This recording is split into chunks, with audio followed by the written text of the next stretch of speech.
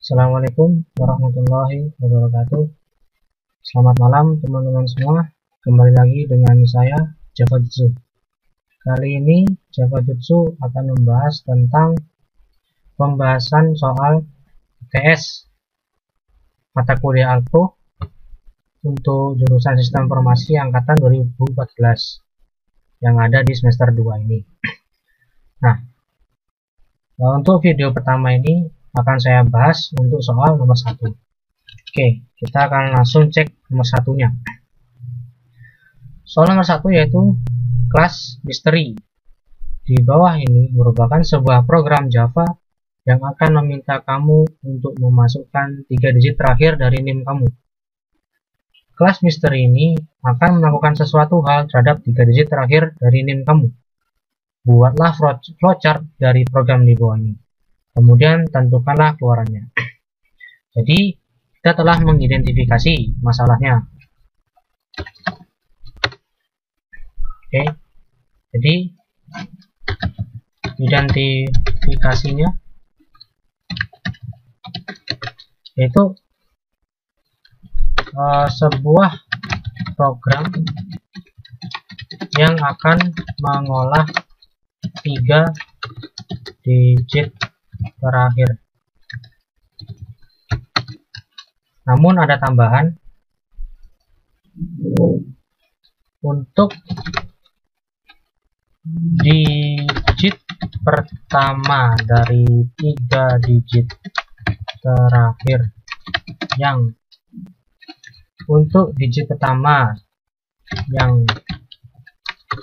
angka 0 dari 3 digit terakhir, maka diganti dengan 1.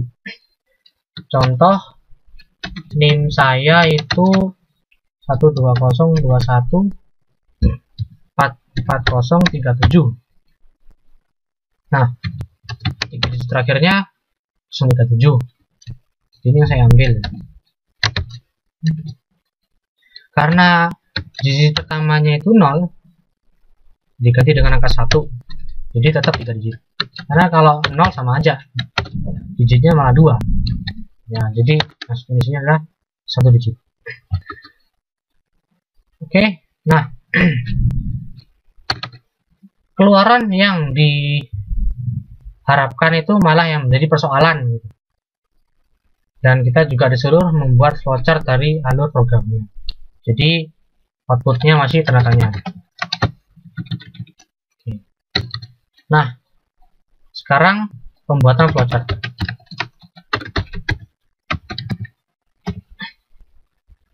Pembuatan flowchart di sini yaitu sudah memasuki tahap analisis. Kenapa analisis? Karena analisis itu sudah mengkaji lebih dalam. Kita itu sudah mempelajari satu persatu flow-nya dan kita mampu untuk membuat dalam flowchart. Berarti kita sudah masuk di tahap analisis. Identifikasi yaitu sekedar mengenal aja masalahnya itu apa sih. Namun di sini unik, identifikasi masalah tapi outputnya belum diketahui. Itulah jadi soal di UTS nomor 1 ini. Oke, langsung saja analisis pembuatan masalah menggunakan flowchart. Oke. Nah, sebagai bahan pengantar bahwa flowchart itu flow itu aliran.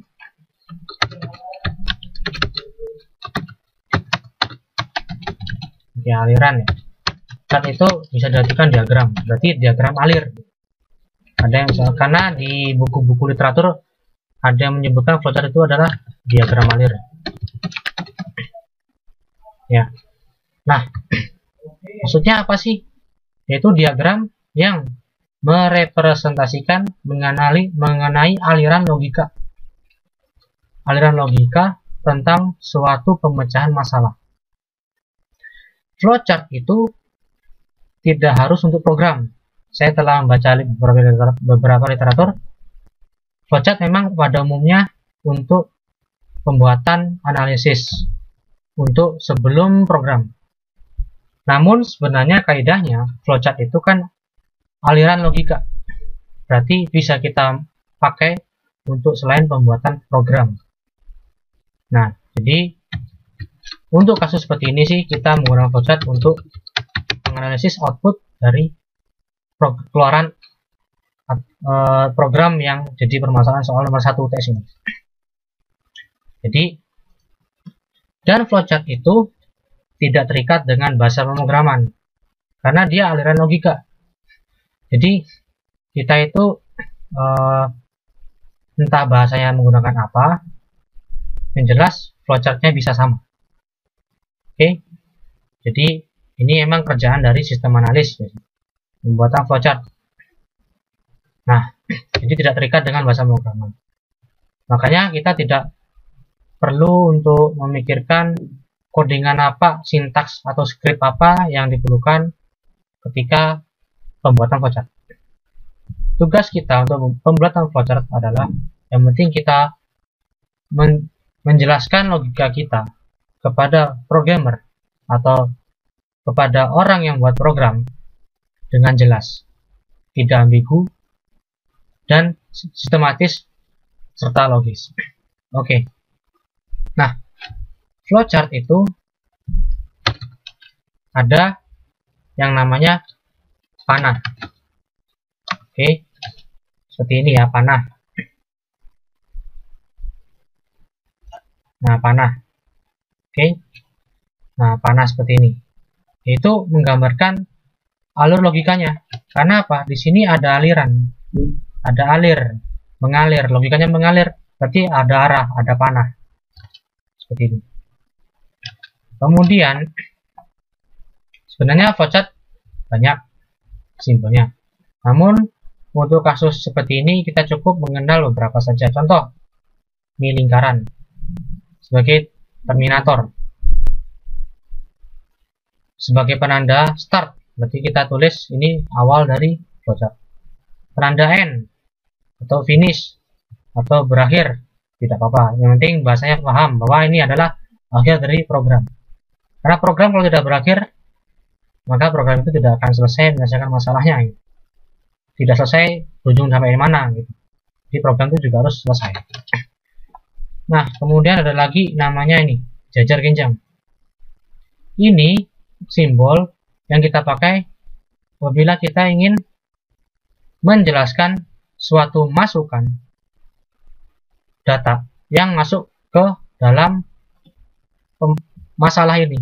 Jadi ibaratnya kalau masalah atau pemecahan masalah itu sebuah lingkungan atau sistem, maka yang dimaksud inputan atau masukan itu adalah sesuatu yang masuk dari luar sistem atau dari luar lingkaran menuju ke lingkaran atau menuju ke sistem.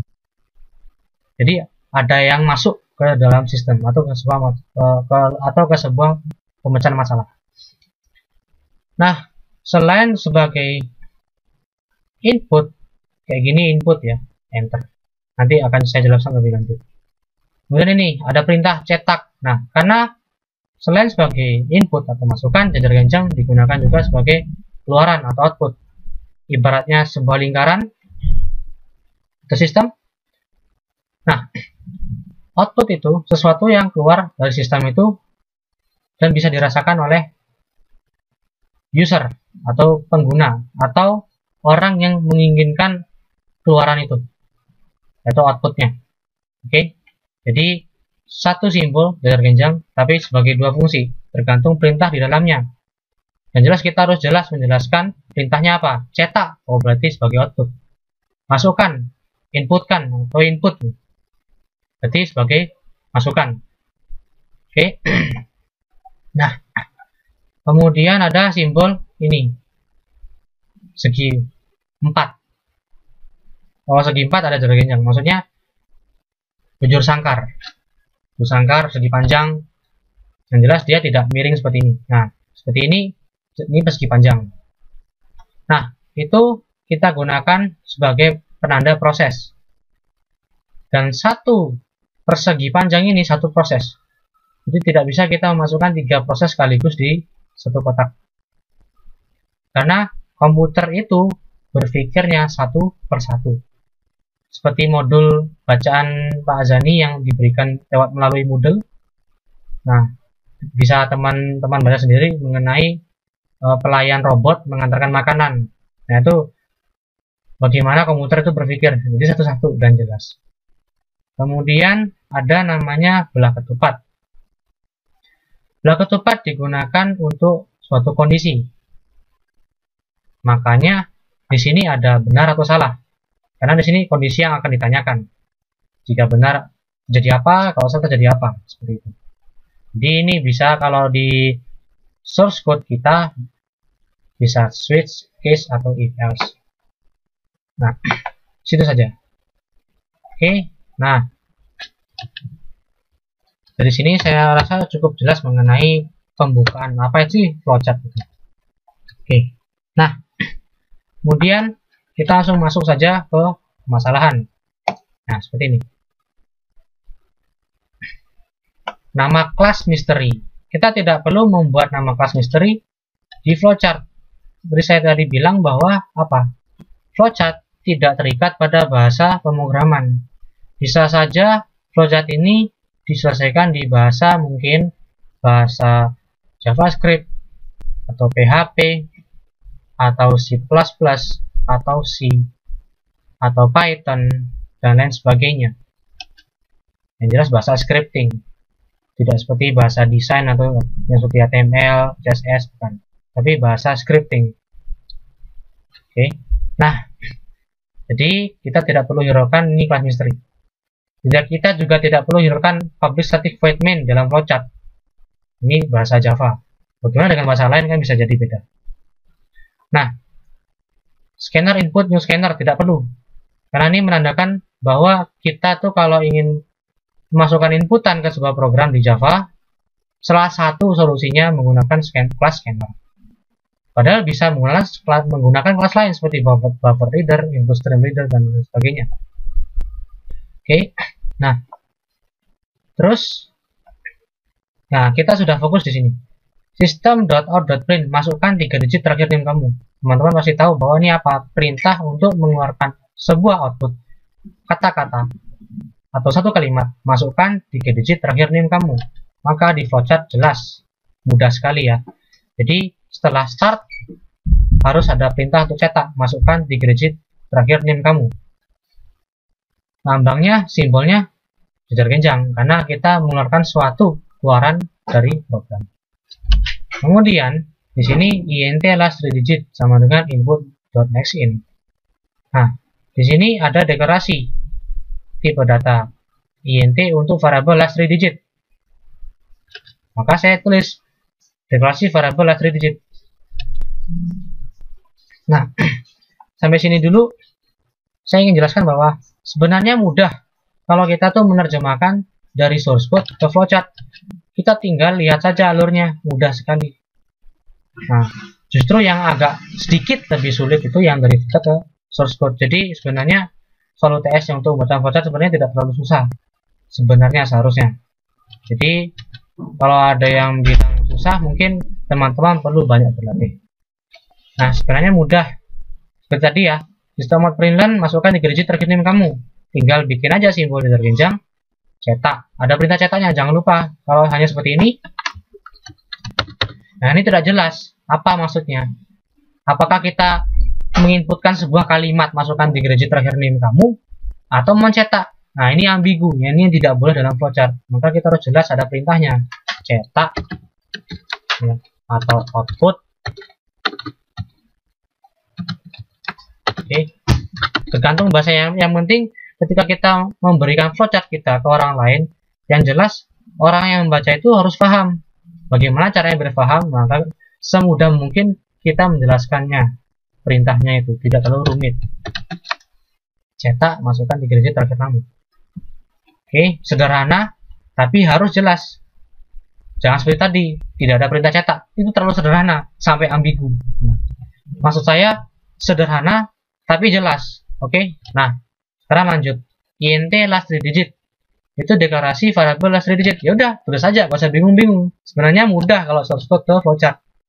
Deklarasi variabel last 3 digit. Oke, jangan lupa besar kecilnya. Ini ada 3 kata. tidak boleh ada spasi, dan setiap kata dia huruf besar kecuali kata pertama ya, L-nya kecil. Nah, T, D besar. Kemudian ada perintah input.nextIn. Berarti di bawahnya ada perintah nih, yaitu simbol datar genjang lagi untuk memasukkan sebuah angka yang akan ditampung ke last 3 digit. Maka cukup perintah enter last 3 digit. Sama seperti ini di modul ini. Enter akhir. Nah, enter akhir. Oke. Nah, di sini mungkin langsung. Tapi biar teman-teman lebih jelas lagi, saya pecah logikanya. Saya deklarasi saya pisah, yang masukkan saya pisah. Nah, ini lebih mudah. Ini boleh, tapi untuk yang sudah terbiasa dengan flowchart akan mudah, akan lebih senang yang gitu. Tapi untuk awam, oke, penting memecah logikanya itu sejelas mungkin seperti ini. Nah, enter last 3 digit. Berarti jelas bahwa kita masukkan sebuah inputan yang akan ditampung ke last 3 digit. Simbolnya jangan lupa datar genjang. Kenapa bukan persegi panjang? Ya, emang memasukkan itu memang benar proses, tapi memasukkan itu juga ada sesuatu yang masuk ke sistem. Bukan hanya sekedar proses kalau memasukkan, tapi sudah ada masukan, makanya kita butuh simbol datar genjang. Oke, nah kemudian ada lagi int x. Nah, deklarasi variabel x, makanya kita buat aja deklarasi variabel x pakai persegi panjang. Karena kita apa? Kita membuat suatu proses deklarasi variabel x.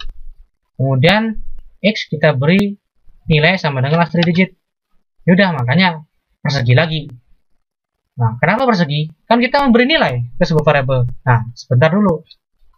Memberi nilai bukan berarti hanya input, tapi juga bisa proses di dalam sistem. Nah, di sini x itu kan sudah deklarasi. Last 3 digit juga sudah ada nilainya. Maka tidak ada inputan dari luar, ataupun bahkan outputan apalagi. Jadi cukup menggunakan persegi panjang saja. X sama dengan last 3 digit. Artinya apa? Variabel X sama dengan nilainya variabel last 3 digit. Oke. Nah, kemudian if last 3 digit mod 2 sama dengan plus last 3 digit dikurangi last 3 digit, maka jika kondisi ini benar, maka last 3 digit plus. Jika kondisi ini salah, maka plus last 3 digit. Ya mudah saja, tulis saja, gak usah pikir-pikir panjang, langsung tulis saja last 3 digit mod 2 sama dengan plus last 3 digit min last 3 digit. Jika benar, maka last 3 digit plus. Ya tulis saja di sini. Yang true last 3 digit plus. Yang false plus last 3 digit. Nah, ini yang false last 3 digit plus last 3 digit. Nah, jika kondisi if ini sudah selesai dijalankan, kan baik itu benar maupun salah sama-sama berlanjut ke for looping. Makanya di sini setelah keadaan benar atau salah, panahnya sama-sama menyatu di sini. Nah, sama-sama menuju looping nih. Nah, untuk perulangan for bisa kita lakukan seperti ini. Di sini ada variabel iteration. Sebenarnya iterationnya adalah x sebenarnya. Di sini sedikit memberikan eksplorasi lebih, biar kita lebih berpikir keras. Gitu. Jadi di sini iterasinya adalah x, karena x yang sebagai counternya, dia menghitung ulangannya sebenarnya. Namun di sini i itu kita baca dulu. Kita gak usah pikirin logika nanti dulu. Yang penting kita ubah apa adanya dari source code ke flowchart. Nah itu mudah. Contoh, i sama dengan 0. Nih deklarasi variabel i persegi. Kemudian i sama dengan 0, bernilai i sama dengan 0. Lanjut. Apakah i kurang atau sama dengan last 3 digit min x? Tulis saja. Apakah i kurang atau sama dengan last 3 digit min x? Tulis saja. Kemudian jika true, maka dicetak kayak gini. Ada caping. Mungkin saya zoom saja biar kelihatan. Nah, ada caping plus i plus caping dan v. Nah, ini seperti ini. Cetak. Jangan lupa cetaknya ya. Kan kita output. Jadi harus ada kata untuk mengeluarkan sesuatu. Setelah itu selesai, maka variabel X di plus plus. Nah, sama seperti ini, X plus. Kemudian ditanya lagi gitu. Sebenarnya ini gini. Nah terus oh ya, ini saya perbaiki dulu ya.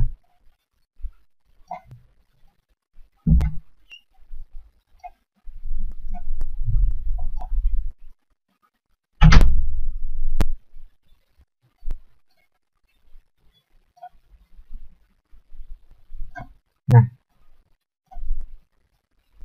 ya, oke, X plus plus masuk, ditanya lagi apakah I kurang dari sama dengan last digit min X.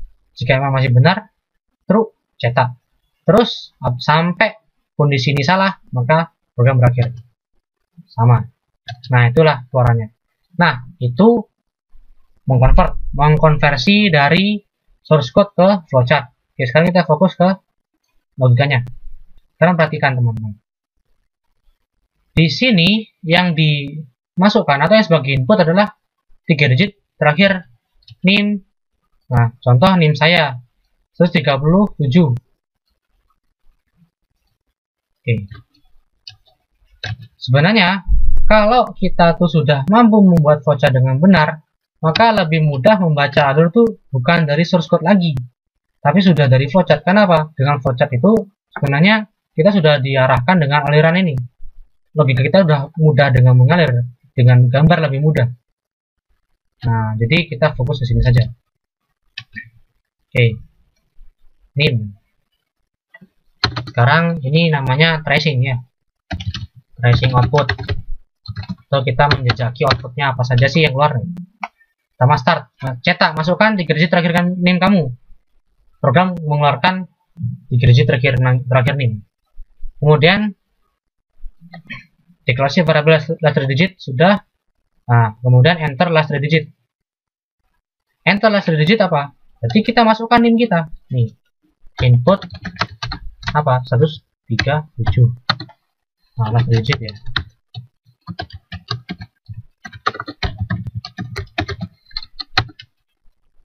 Nah, kemudian deklarasi variabel X sama dengan last 3 digit, berarti X sama dengan 137.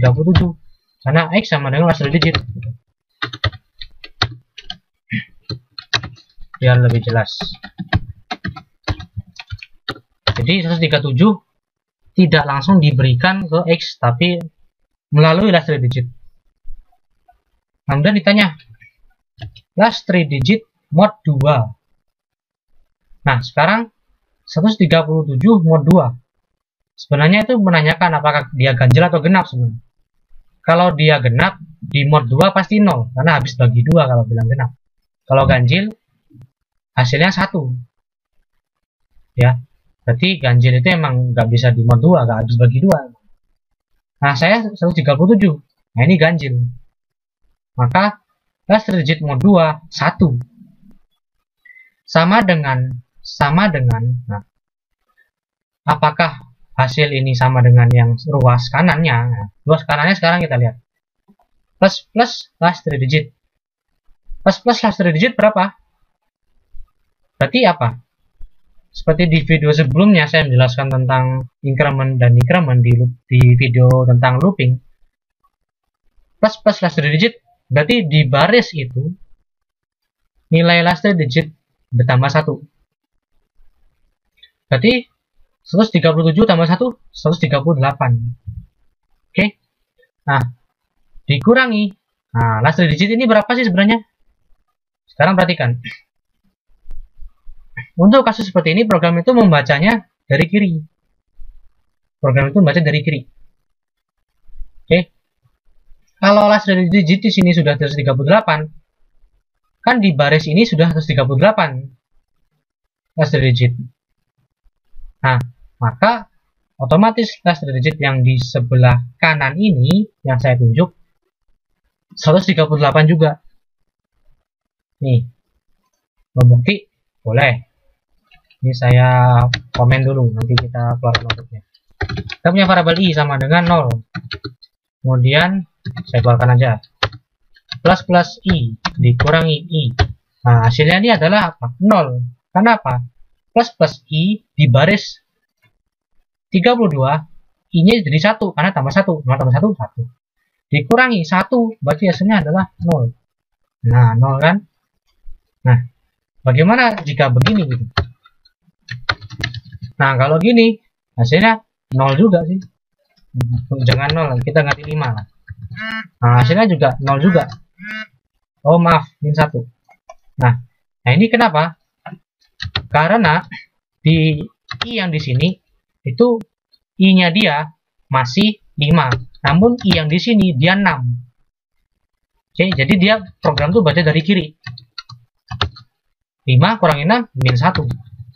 Nah, kalau seperti ini maka outputnya adalah 5 dikurangi 6. Berarti hasilnya juga min 1. Di sini I-nya 5. Kemudian ke kanan bacanya plus I. Berarti 5 tambah 1, 6. 5 kurangi 6 min 1. Nah, kalau begini bagaimana? Di sini I-nya 5. Nah, dikurangi I plus. Bukan plus I. Kalau plus I itu tambah dulu. Kalau I plus I-nya dipakai dulu, baru ditambah. Nah, I-nya kan masih 5. I 5 kurangi 5. 0 hasilnya. Nah, ini 0. Namun, terus kapan I-nya ditambah 1? Nah, di sini, di baris berikutnya, I-nya sudah menjadi 6. Nah, makanya 0 sama 6. Jadi, memang di baris ini kelihatannya sih 5. Karena I plus. Namun sebenarnya ketika sudah perintah ini udah dilewatkan, berarti dia baca ke kanan atau sudah di bawahnya, berarti dia menjadi ditambah 1 gitu. Oke. Nah, jadi kalau ini plus last 3 digit min last 3 digit berarti apa? Nih, last 3 digit tadi 137. Nanti saya baca flowchart aja. Nah, flowchart. Oke. Plus 137 berarti 138. Nah, di sini sudah 138 dikurangi, tadi di kiri sudah 138, berarti last digit yang kanan juga otomatis 138. Berarti 138 dikurangi 138 hasilnya adalah 0. Nah, sekarang balik lagi ke pertanyaan. Last digit mod 2. Tadi 137 mod 2 hasilnya 1. Apakah sama dengan 0? Tidak. Nah, untuk NIM saya mengalirnya bukan ke true, tapi ke false. Berarti plus last digit. Oke. Berarti last digit menjadi berapa sekarang? Nah, sekarang gini. Last 3 digit.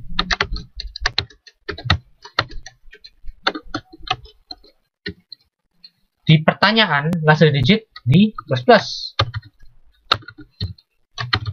Berarti dia berapa? 138 kan? Nah, kemudian dia salah di plus last 3 digit gitu. Jadi tambah 1, berarti 139 gitu.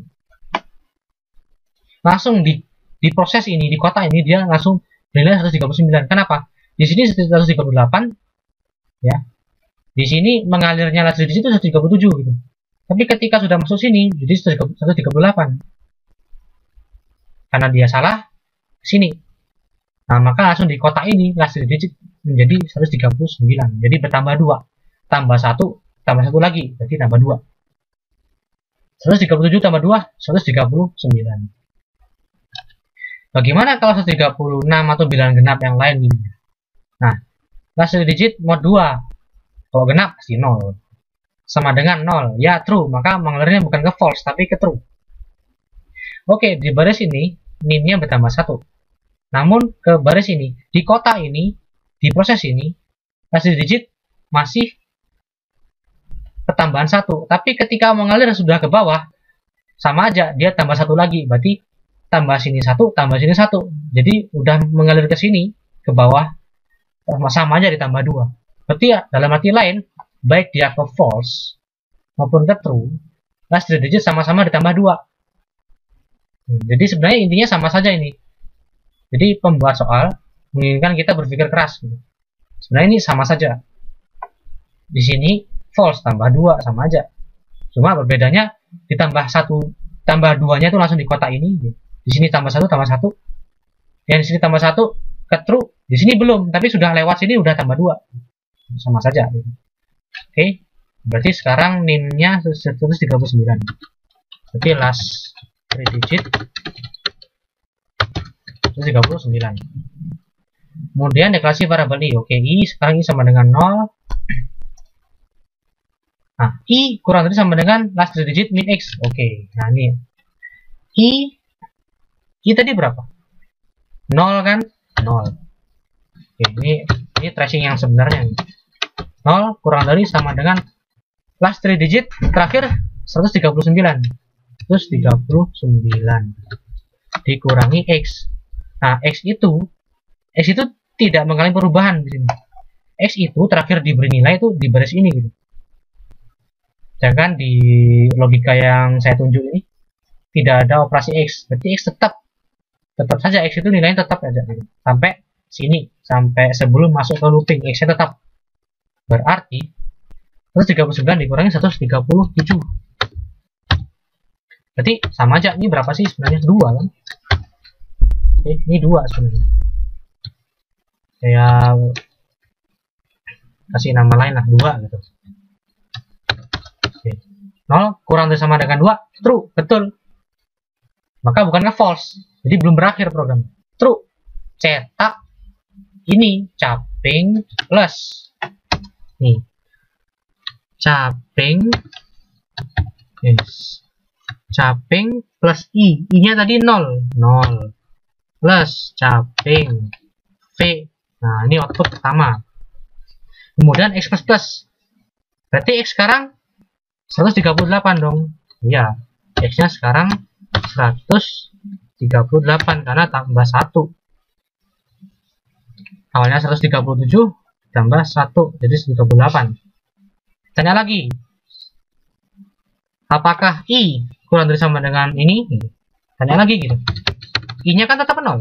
Nah, kurang dari sama dengan hasil digit tetap aja 139 dikurangi 138. Berarti ini 139 kurangi 138 1. Berarti apakah 0 kurang dari sama dengan 1? Iya, true. Keluarkan lagi cetaknya. Nih, cetak lagi berarti. Berarti udah 2 baris nih cetak kayak gini. Kemudian x plus plus. Berarti x sama dengan 139. Tanya lagi nih. Ini saya copy aja biar cepat. I-nya tetap 0. Kenapa? Karena I tidak dioperasikan, tidak ditambah, tidak dikurangi, tetap aja 0. Kemudian last 3 digit juga tetap aja. Tapi X-nya yang berubah. X-nya kan terakhir 139. Berarti 139. Nih. 0. Ini 0. 0 apakah kurang dari sama dengan 0? Nah, ada sama dengannya ya. Hati-hati. Berarti true. Masih true. Maka output yang ketiga keluar. Kemudian X tambah 1 lagi. 140. Nah, apakah? Nah, sekarang ditanya lagi nih.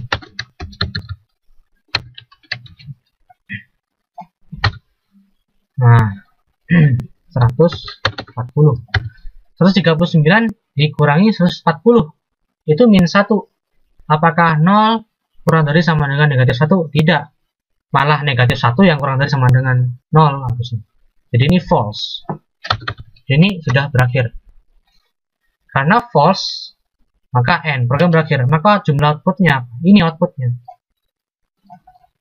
Jadi outputnya seperti ini 3 baris. Jadi output adalah ini sebanyak 3 baris. Nah, itu kan NIM saya. Nah, ada yang bilang bahwa itu tergantung NIM. Salah. Sekarang perhatikan. Sebenarnya, kenapa sih 3? Oke, perhatikan. Kenapa sih kok 3? Perhatikan di sini. Seandainya NIM-nya saya ganti genap aja lah. Ya, atau 148 atau 248. Terserah, random nih ceritanya. Tanya berapa? 300. Gitu. Ada nggak ya? Saya kurang tahu ada nggak NIM yang digit terakhirnya gini gitu. Dianggaplah 300 gitu. Berarti last digit 300 kan? X-nya ya 300 juga X-nya. Nah, di plus berarti 301. Kemudian last digit karena di plus lagi kan. Oke, nah 300 kan genap. Genap tuh bukan ke sini, tapi ke yang true ini. Berarti last digit plus gitu. Berarti 301 tambah 1, 302 dong. Nah, nih saya kurang nulis nih. Gak apa-apa.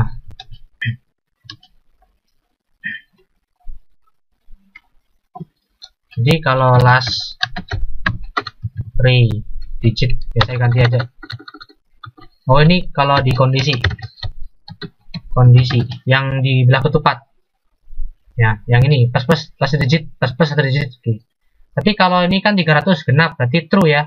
Berarti masuk yang last 3 digit plus. Last 3 digit plus. 301 tambah 1 berarti 302.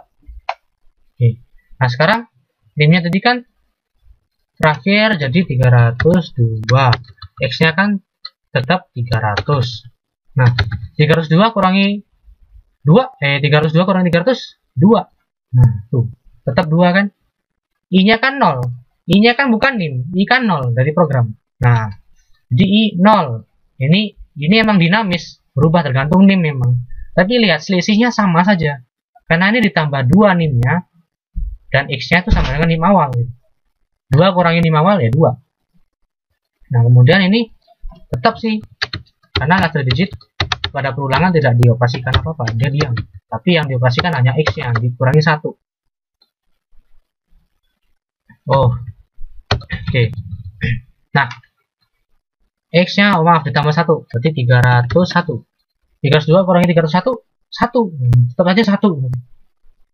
Kemudian, nah ini, 302 kurangi 302, karena 301 tambah 1. Nah, ini 302 kurangi 302, 0. Nah, gitu. Ini menjadi 301, ini menjadi 302, ini menjadi, nah, 302 tambah 1 jadi 303. Kemudian 302 kurangi 303 min 1. Nah, ini kan salah. Berarti outputnya sama aja, outputnya 1, 2, 3. Padahal saya acak random tadi 300 tuh gak tahu NIM siapa gitu. Oke. Nah, mau ganjil mau genap sama saja, sebenarnya permainannya ada di selisih ini sebenarnya. Oke. Nah, sebenarnya kalau di sini baik dia false atau ganjil atau true dia itu genap, sebenarnya sama-sama saja ditambah dengan tambah 1 tambah 1. Di sini tambah 1. Berarti keluar dari kondisi ini ditambah 2 NIM-nya. Nah, gitu. Sekarang kita jalankan source code-nya. Oke, saya sudah ngetik source code-nya seperti ini. Oke, periksa dulu apakah benar. Oke, mungkin kelasnya yang diganti. Mystery. Oke. Scanner input sistem perintilan, masukkan 3 digit terakhir yang kamu. Int last digit input mode next. Int x last digit. If last digit mode 2 sama dengan plus 1 digit minus 1 digit, ya sama ya. Oke. Last digit plus else plus 1 digit. Oke, for sama-sama i. Saya nggak mengubah nama variabel, apalagi logikanya i. Nah, ini tetap ada sama dengannya, kurang dari last digit min x plus plus. Oke. Sistem perintilan. Nah, output nih ada i. Ingat yang dipakai yang i, bukan yang x, yang i. Maka outputnya misalnya NIM-nya 137. Nih. Sekarang coba tadi 300 sama saja 3. Random. 904 sama saja. Misalnya 112 ya sama saja gitu. 111 ya sama saja gitu. Nah, itu jadi permainannya ada di sisinya, dan ini bukan ini 0 ya. Karena apa? I. Oke. Ya, sebenarnya kalau ketika UTS nulis O sama 0 tidak masalah, mungkin dimaklumi karena sama-sama bulat ya. Kan tulisan orang beda-beda. Tapi yang jelas ini dia bundar lingkaran, tidak dengan X, berarti tidak dengan nim keluarnya, tapi dengan I-nya. Oke. Nah, jadi output dari soal UTS nomor 1 adalah 3 baris, seperti emot O ini ya. Ada lambang peace-nya itu ya, pakai V gitu. Ya, mungkin ini biar kita tuh bisa berpikir keras gitu di perulangan ini. Dan mungkin jangan terkecoh dengan I-nya. I-nya ini tidak perlu tambah. Namun seperti gini. Misal kalau yang biasa kita kerjakan bahwa kita itu melakukan suatu looping. Kita ada batas. Kita pakai ada batas.